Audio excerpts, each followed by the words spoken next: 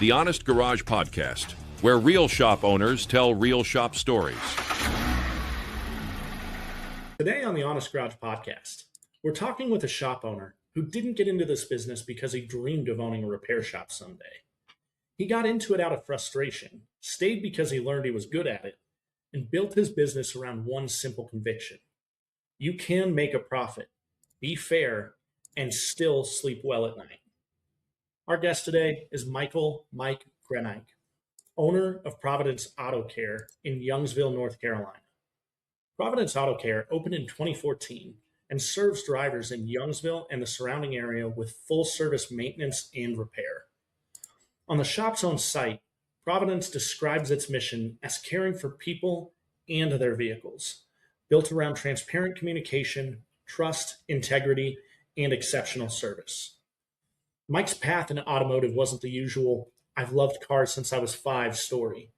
In the prep call, he talked about getting burned on a vehicle situation, taking night classes so he wouldn't be left in the dark the next time, and slowly finding his way into the trade through dealerships, the aftermarket, and even a mobile mechanic season before eventually buying Providence. Along the way, he learned exactly how he did and did not want to treat customers. He also stepped into ownership with a mindset that was willing to take risks, trust God with the outcome, and build something rooted in service rather than pressure. Providence Auto Care's public-facing story lines up with that. The shop presents itself around precision, industry-leading practices, and state-of-the-art equipment. But the language that really stands out is relational, reliable service, personalized care, and helping customers make informed decisions instead of cornering them. In this episode, we're going to dig into how Mike built Providence Auto Care around integrity and risk-taking, why he believes profit and fairness don't have to compete, how giving customers real options builds long-term loyalty, and what it looks like to run a shop where the numbers matter, but they're not the only thing that matters. Mike, welcome to the Honest Garage Podcast. How are you today, sir? Thank you. I'm doing very well. Hope you are. Good. I really appreciate you taking the time to be on the show today. I'm happy to be here. Great, man. We're going to start with a little bit of a softball question. I know you're not much of a car guy in the same way that other people who might have been dreaming about their dream car since they were 5. But what is that dream car for you? What's the one that excites you or that you have in your brain is something that is your car? I guess eventually I'm planning on buying myself a little toy when I have a place to keep it out of the rain. And that will probably be a late 60s to early 70s Karmann Ghia. I just really like the lines on those things. I'm in the process of building a trike using a 1600 Volkswagen engine, playing with that a little bit, but one day I'll get one of those Karmann Ghias. There you go. That's fun. That's an answer we haven't heard before. I know that your story starts a little bit different than a lot of the shop owners that we've had on the show. You weren't that kid that grew up in a shop or wanted to own a shop from the beginning. Walk us through your path from your own words, how you got here, where you started, and the steps in between. Yeah, not at all. I probably did take apart a couple of things when I was a kid and didn't get them back together right, but didn't really much. Wasn't a big car guy. I did go to the high school shop classes. I did some welding, did some like photography and that kind of stuff, as well as ran a printing press for a little while, but never really got into the auto shop.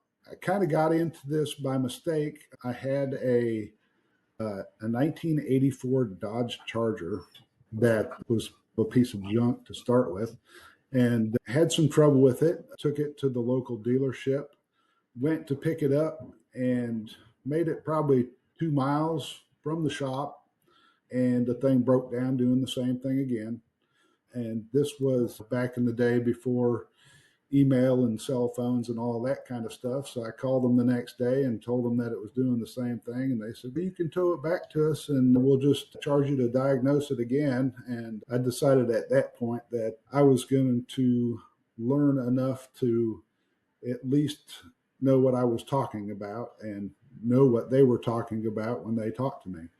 So I started taking night classes at the local tech school, which was about a couple miles from where I lived, and really started to actually enjoy what I was learning. Started working at a small garage, a really country place where I learned a little bit more, and then decided to go ahead and take the full course and got my degree from Wake Tech here in Wake County.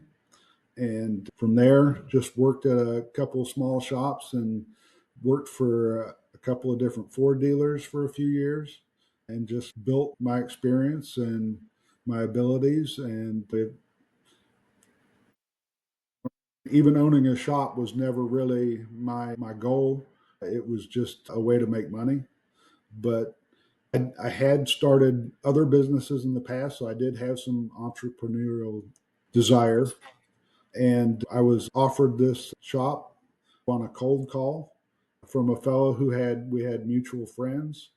And my wife and I, who had just been married a few months, decided to go take a look at it and see what it was all about. And we decided to pull the trigger, and that's where it all started. That's awesome, man. Two things before we continue. I got to know, did you fix the charger? Did you figure out what was wrong with it and get it back on the road? We did get it back on the road. I'll be honest, I don't even remember at this point what that problem was. But then not long after that, the timing belt broke on it and destroyed the valves, and it never got running again after that.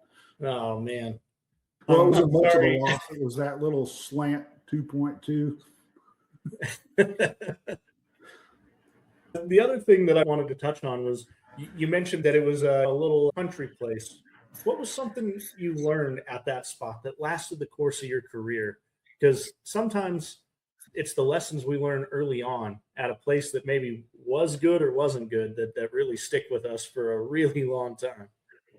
At that place, I did a few things that honestly I have used maybe once again since that time, where I had to help the gentleman put kingpins in an F. Okay.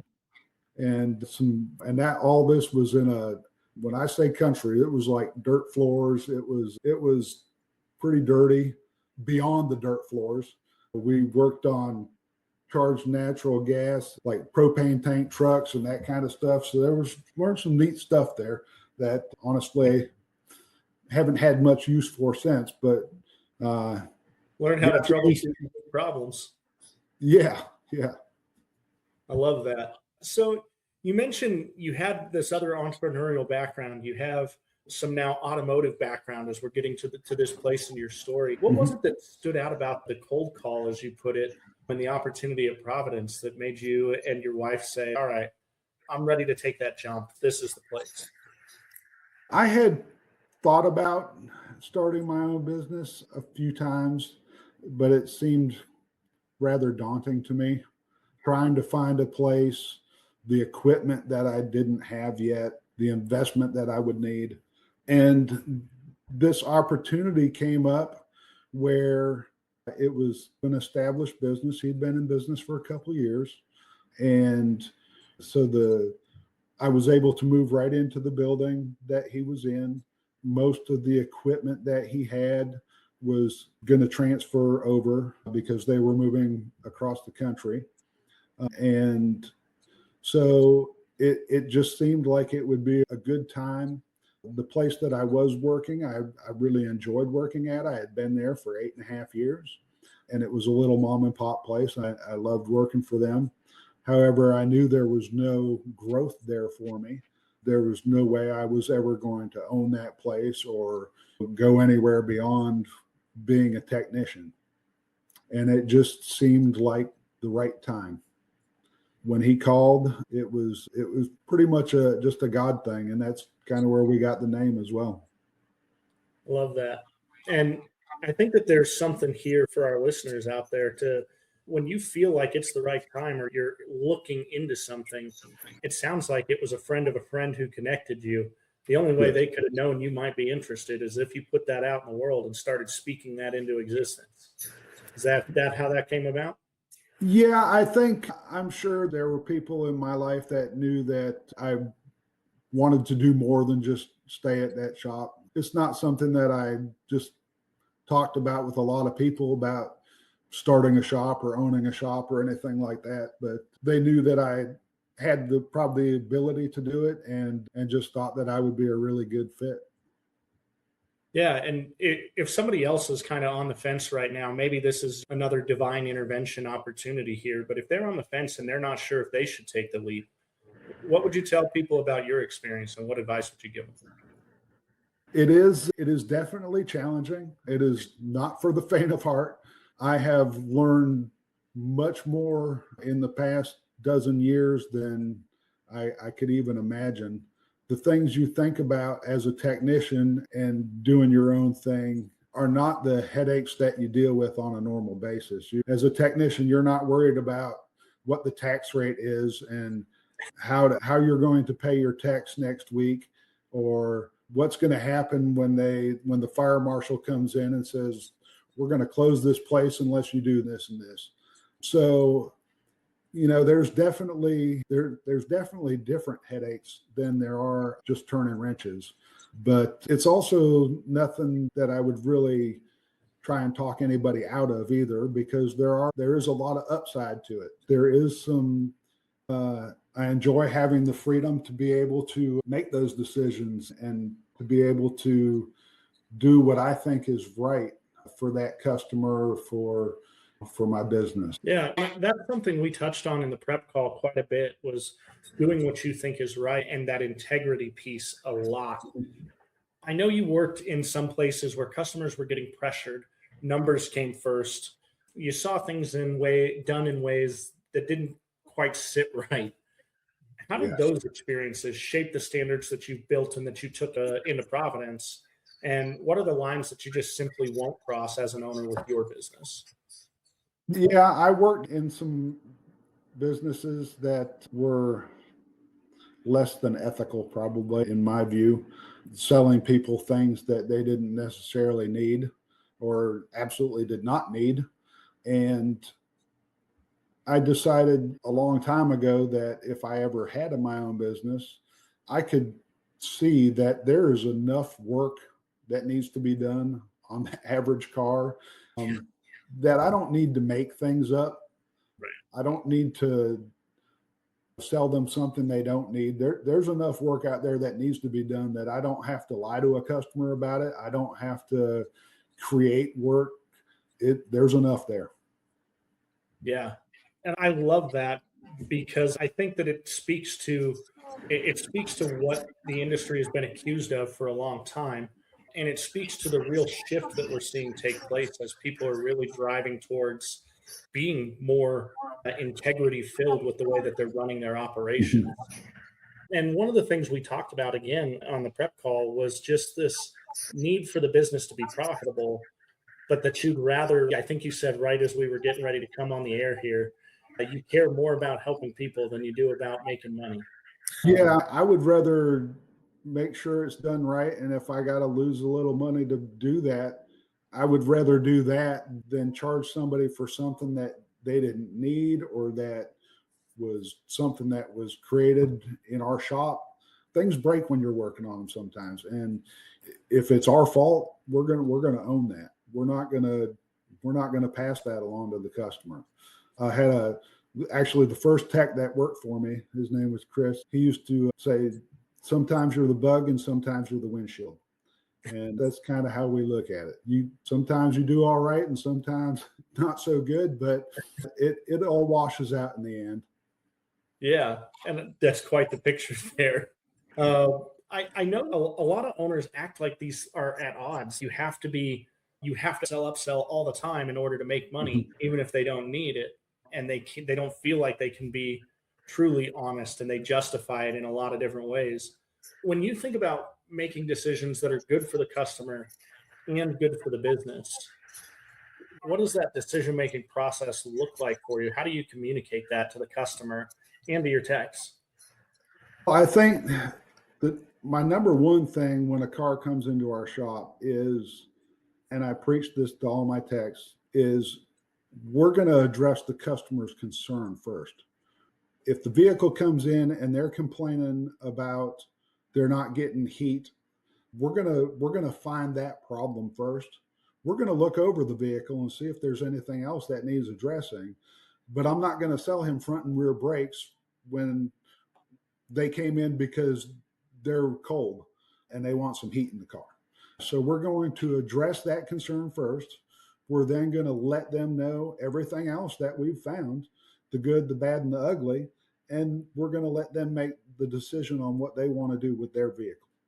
And if there's an ability for us to have, for instance, we have people come in and they got a noise and we find out they need a wheel bearing, we will write two estimates. I can get you this wheel bearing and it's going to have a 1-year warranty and you're going to spend this much, or I can get you this wheel bearing and it comes with a 3-year warranty and it's going to cost you this much. And it's up to you what you want to do with your car.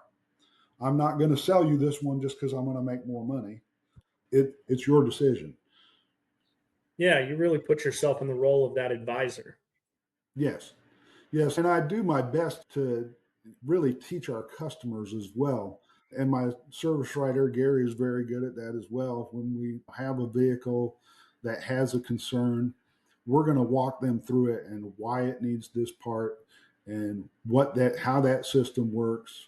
And a lot of times you start telling customers stuff like that, and that kind of glazed over look because they've really lost what you're talking about. But at least they know that you're attempting to explain it to them, especially when you start talking about evaporative emissions and that kind of junk. I think that you'll find, and this is what I think you touched on, is that people are a lot more willing to listen to your recommendations on what the vehicle needs if they have their problem solved first. They want to feel heard before they're ready to listen. Oh, absolutely. Yeah.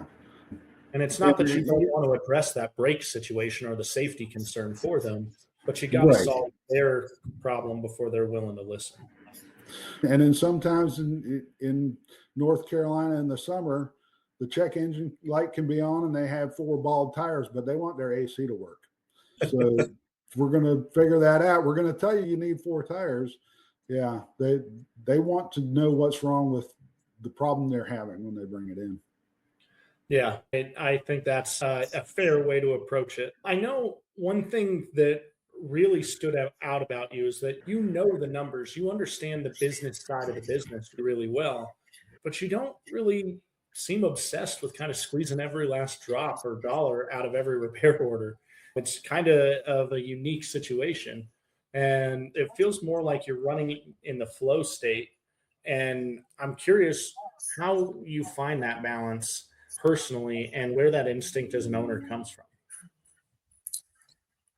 I'm sure that this business could probably reap me a lot more, but that really isn't my number one goal.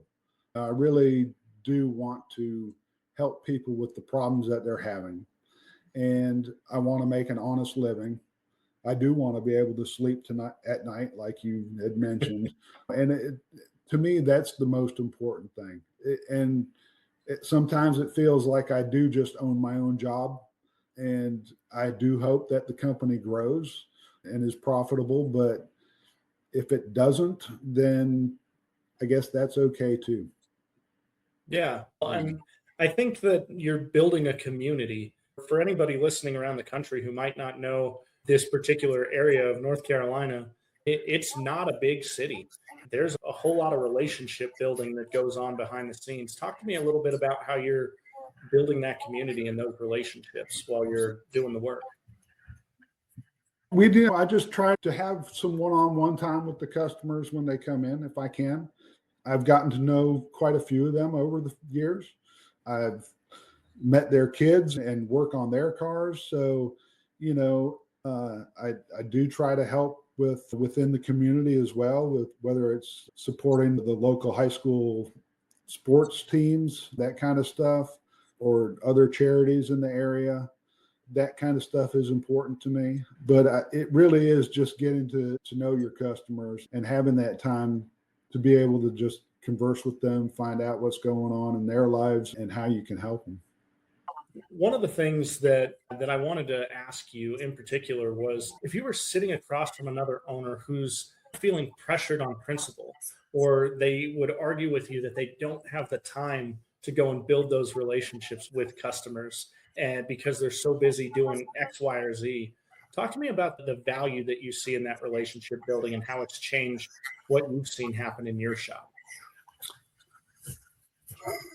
I get that. I understand. There are a lot of things that are very time consuming and demand a lot of attention just through the course of the day. To me, again, it's not all about the money for me. So I just have a different viewpoint on it. I would say to me that having those conversations and getting to know my customers like that is it. I don't know. I would say that it's just very fulfilling for me to be able to know these people and to get to know them and their families and what's going on with them and going on in their lives. So it just gives me a little bit of, I don't know. I don't know if it's peace of mind or what, to know that there's more to it than just working on cars and trying to get that next buck. Yeah, if I put my marketing hat on here for a minute, which I don't do very often during this show, but I imagine for shops just getting started that you should treat that downtime as essentially your marketing budget.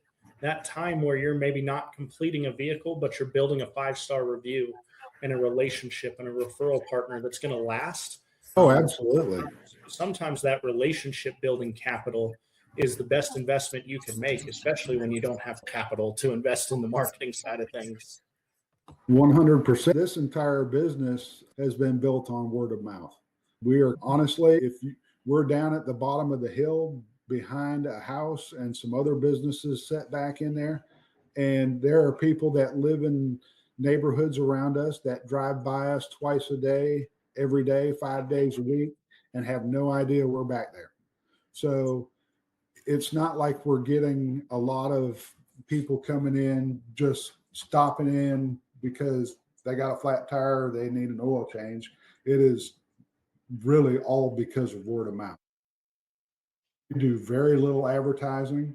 Over the past, I think I started probably about 3 years ago. We do have an ad on one of the local Christian radio stations. But other than that, we have really put no money into advertising in all these years. Yeah. And again, marketing hat still on here, folks. If you're listening, invest in advertising and marketing. It's a good idea, but there are a lot of ways to do that, but without spending a lot of money. And one of those Oh, ways absolutely. is building the reputation, building the relationships, the referral network, make people want to intentionally come find you. Yes. And business gets a lot easier when people already trust you when they come in the door. Oh, absolutely. We still get customers that come in that were referred to us by somebody and they've just had a bad experience somewhere else and they come in and they don't really trust you. But for the most part, most of our customers that have been with us for years, we don't have to sell them anything because when we call them and tell them what we've found, they know that we're telling them the truth and they're just like, fix my car. I don't care. So there's not a whole lot of sales pitch to it. There's none needed because they know that what we're telling them is. Yeah. That leads me into something that we ask everybody that comes on the show. We're obviously really big on the word honest here. We're the Honest Garage podcast. I own Honest Mechanic Marketing. But when you hear that phrase, honest mechanic, honest garage, honest shop, what does that mean for you personally? What does that mean in the way that it shows up for Providence Auto Care in the day-to-day? Well, I think it is just being truthful, not trying to make up things like we talked about. It also means not sugarcoating a problem. If your engine's going to blow up next week, I'm going to tell you your engine's going to blow up next week. We don't need to change your oil or put some gunk in it to try and quiet it down. You need to go find another car. So it's just telling people what they need to hear, whether they like it or not, honestly. Yeah, I love that. I know that one of the things that people are getting a lot of value in is they're listening to the show, and feedback we're getting as we do more and more episodes is they love the connecting aspect and the community aspect of the show. And I'm curious, before we wrap up, what's the best way for people to connect with you and how they can stay in touch with Providence Auto Care, and if they want to dive deeper on anything that we talked about today, Mike? I would probably just direct them to our website at providenceautocare.com. All of our connection information is on there. That would be the easiest way to find us. That's great.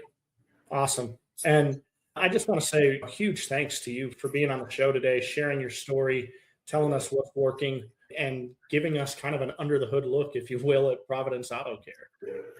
I appreciate you guys having me on. Like I was telling you before, after you guys had contacted me, I started listening to a few of your shows, and I was just kind of hoping that I would have something useful to share with you.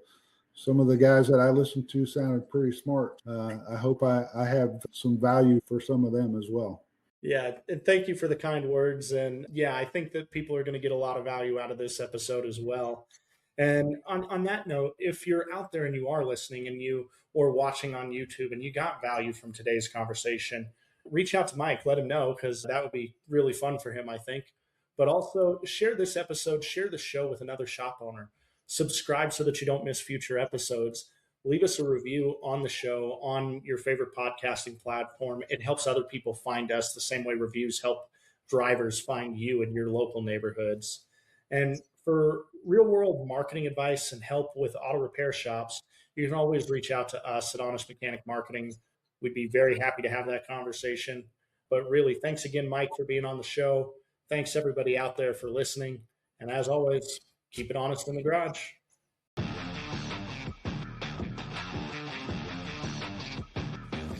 The electrical systems are just leaps and light years different than they were when I started. They didn't even have CAN bus lines when I started.